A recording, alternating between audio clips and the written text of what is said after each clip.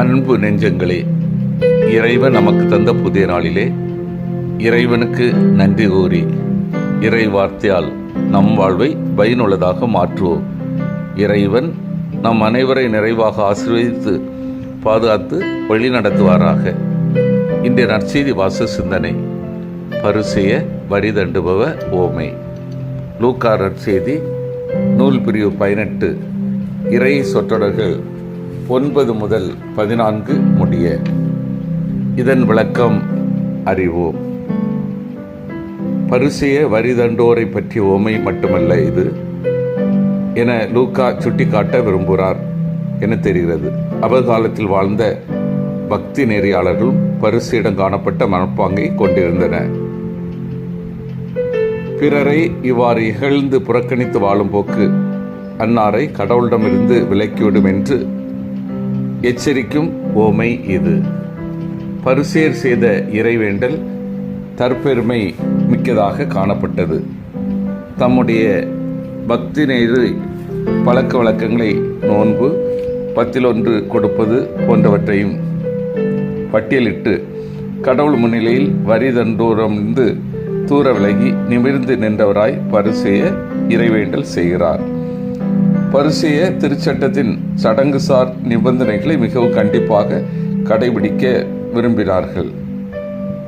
கடவுளுக்கு அதிக நெருக்கமானவர்கள் என நினைத்து ஏமாந்தார்கள். வரி தண்டுபவ தொலைவில் நின்றவராய், கடவுளே பாவியாக என் மீது இறங்கியருளும் என திருப்பாடல் 51 வரும் தாவீதின் வேண்டலை எதிரொலிக்கும் வகையில் வேண்டிக் கொண்டார். கடைசியானோ முதன்மையானவர், தம்மை தாமே தாழ்த்தோர் யாவரும் உயர்த்தப்படுவர் எனும் ஆண்டவரின் கூற்றுகளுக்கு ஏற்ப வரி தண்டுபவர் கடவுளுக்கு ஏற்புடையவரானார். தொலைவில் நின்றவர் கடவுளிடம் நெருங்கி இணைந்து இல்லம் திரும்பினார். பரிசேய இறை உறவிலிருந்து விலக்கப்பட்ட நிலையில் வீடு சென்றார். அன்பார்ந்தவர்களே, நம்மை பற்றி நாமே புகழ்வது தற்பெருமை.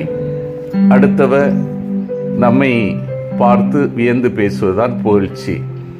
இந்த தற்பெருமைக்கும் புகழ்ச்சிக்கும் வேறுபாடு தெரியாமல் வாழ்வை இழந்தவர்கள்தான் பரிசேயர்கள். பரிசேயர்கள் தாங்கள் செய்வது சரி என்று நினைத்தார்கள். அது தவறில்லை, ஓரளவுக்கு ஏற்றுக்கொள்ளக்கூடியது.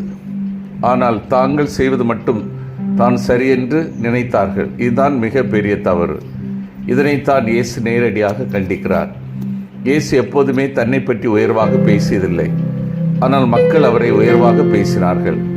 பரிசேயர்கள் எப்போதுமே தங்களை உயர்வாகவே எண்ணினார்கள், ஆனால் மக்கள் அவர்களை கண்டுகொள்ளவில்லை.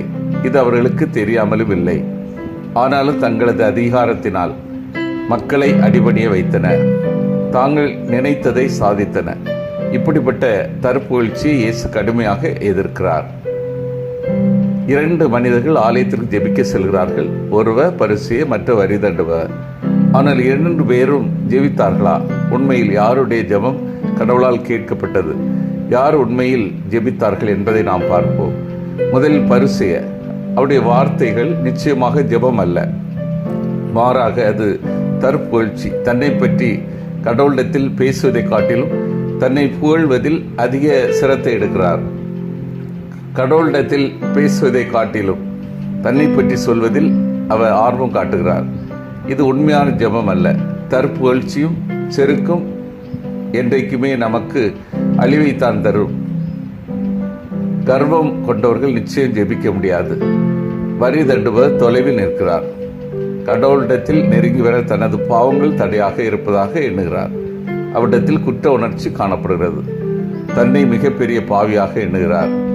இது தற்புகழ்ச்சிக்கு இடம் கொடாமல் தன்னை ஒருத்து கடவுள் முன்னிலையில் தாழ்ச்சியோடு நிற்பதற்கு ஒப்பாக இருக்கிறது. ஜெபம் என்பது நமது நிலையை உணர்வது, கடவுள் முன்னிலையில் நம்மையே தாழ்த்தி கொள்வது. ஜெபம் என்பது கடவுளின் இரக்கத்தை பெற்றுக்கொள்வதற்காக மன்றாடுவது. இரக்கமே தேவையில்லை என்கிற மனநிலையில் உள்ள ஒருவர் நிச்சயம் ஜெபிக்க முடியாது.